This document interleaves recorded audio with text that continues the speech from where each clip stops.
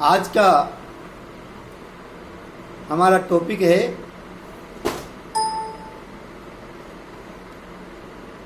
British काल में स्थानीय स्वशासन।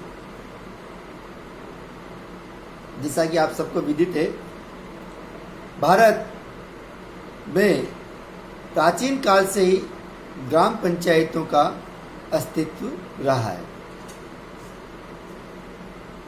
किंतु भारत में जातिगत व्यवस्थाएं बहुत ही विशेषाधिकार लिए हुए हैं, अर्थात ऐसी व्यवस्था का विकास जो स्थानीय शासन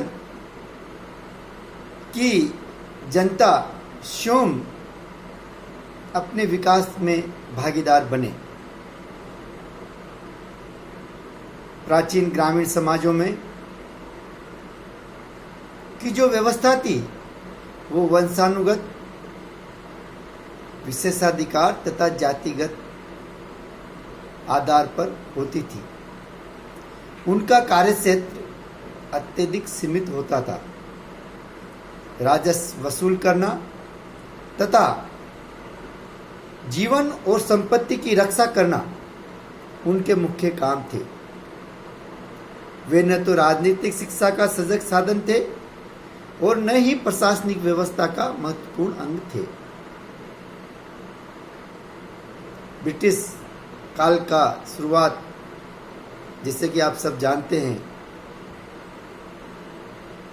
भारत में 1600 ईस्वी में ईस्ट इंडिया कंपनी व्यापार के उद्देश्य से आई और धीरे धीरे उसने शासन व्यवस्था में भागीदारी निभाना शुरू कर दी और निरंतर ब्रिटिश शासन की शक्तियां भारत में बढ़ती गई। स्थानीय स्वशासन की शुरुआत 1687 से मानी जाती है, जब चेन्नई में एक नगर निगम की स्थापना की गई। ब्रिटिश भारत के इतिहास को हम 6 चरणों में डिवाइड करके क्रमबद्ध अध्ययन करेंगे। पहला चरण है 1687 से 1881। 1687 में चेन्नई में नगर निगम की स्थापना की गई। उसको तात्कालिक ब्रिटेन में प्रचलित संस्थाओं के नमूने पर ढाला गया और कुछ निश्चित कर लगाने के अधिकार दे दिए गए। नगर निगम में एक महापौर और निगमाध्यक्ष तथा एक नगर वृद्ध और एक नगर प्रतिनिधि सम्मिलित होते थे। उन्हें कुछ कर लगाने की शक्तियां दी गई, जिन्हें वे नगर में भवन, कारागार, स्कूल तथा भवनों के निर्माण वो वहां के निवासियों की प्रतिष्ठा, हित, शोभा, सुरक्षा और प्रतिरक्षा के अनुरूप नगर निगम के अधिकारियों और स्कूल अध्यापक के वेतन के लिए खर्च करने के अधिकार दिए गए। ईस्ट इंडिया कंपनी का विश्वास था कि यदि लोगों को स्वयं अपने ऊपर कर लगाने दिया जाए तो वे सार्वजनिक कल्याण के लिए 5 शिलिंग स्वेच्छा से दे देंगे। शिलिंग मतलब कर। किंतु यदि हम अपनी निरंकुश शक्ति द्वारा कर वसूल करेंगे तो वे 6 पैसे भी नहीं देना चाहेंगे। किंतु लोगों ने, स्थानीय जनता ने, भारत की जनता ने करारोपण का यथासंभव विरोध किया।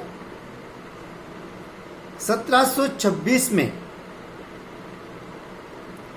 निगम के स्थान पर एक नगराध्यक्ष के न्यायालय की स्थापना की गई।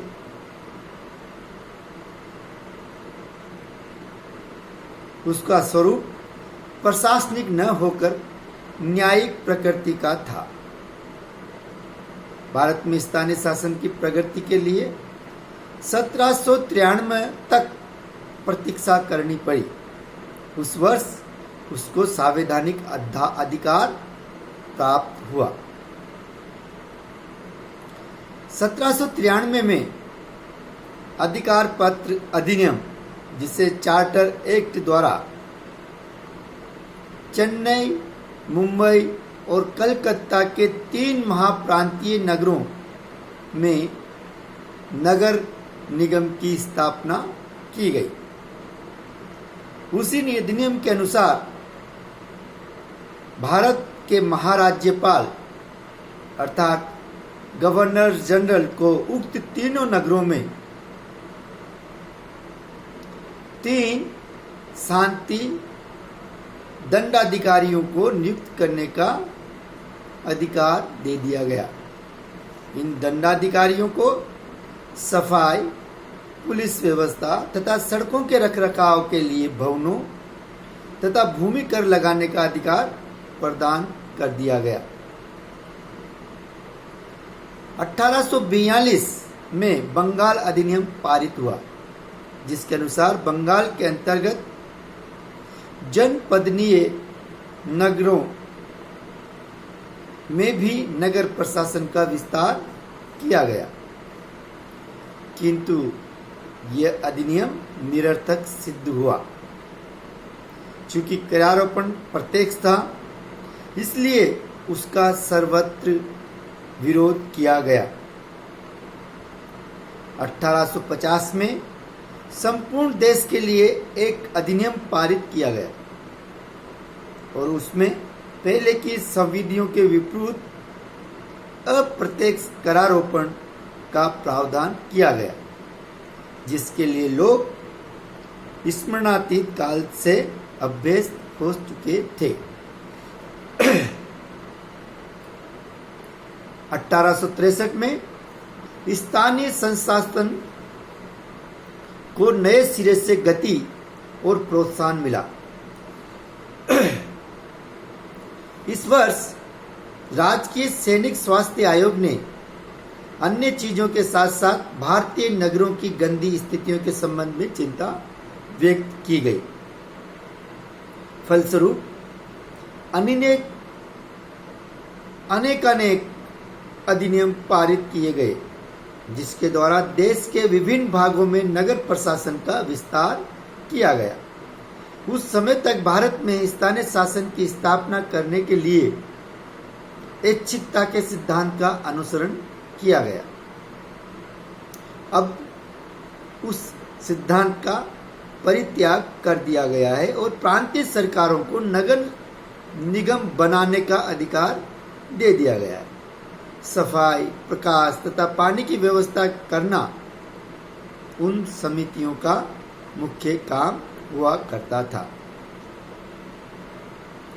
1870 में स्थानीय शासन के विकास की एक नई अवस्था प्रारंभ हुई। उस वर्ष लॉर्ड मेयो, गवर्नर जनरल का एक प्रसिद्ध प्रस्ताव पारित किया गया। उस प्रस्ताव में इस बात का समर्थन किया गया कि शक्ति का विकेंद्रीकरण किया जाए और केंद्र से कुछ शक्तियां और कार्य लेकर प्रांतों को दे दिए जाएं। दूसरे, इस बात पर जोर दिया गया कि भारतीयों को प्रशासन से संबद्ध किया जाए और तीसरा, यह बतलाया गया कि इस उद्देश्य की पूर्ति के लिए नगर प्रशासन का क्षेत्र सबसे उपयुक्त माना गया। उक्त प्रस्ताव में कहा गया, यदि इस प्रस्ताव को पूर्ण अर्थ में और पूरी निष्ठा के साथ कार्यान्वित किया जाए तो इससे स्वशासन का विकास करने म्यूनिसिपल संस्थाओं को सशक्त बनाने और भारतीय और यूरोपीय लोगों को प्रशासनिक मामलों के साथ पहले से कई अधिक सीमा तक संबद्ध करने का अवसर मिलेगा। इसकी प्रमुख विशेषताएं इस प्रकार है, जिसको हम नेक्स्ट वीडियो के मार्फत आप तक पहुंचाएंगे, क्योंकि अधिक लंबा वीडियो YouTube पर अपलोड होना संभव नहीं है। Thank you.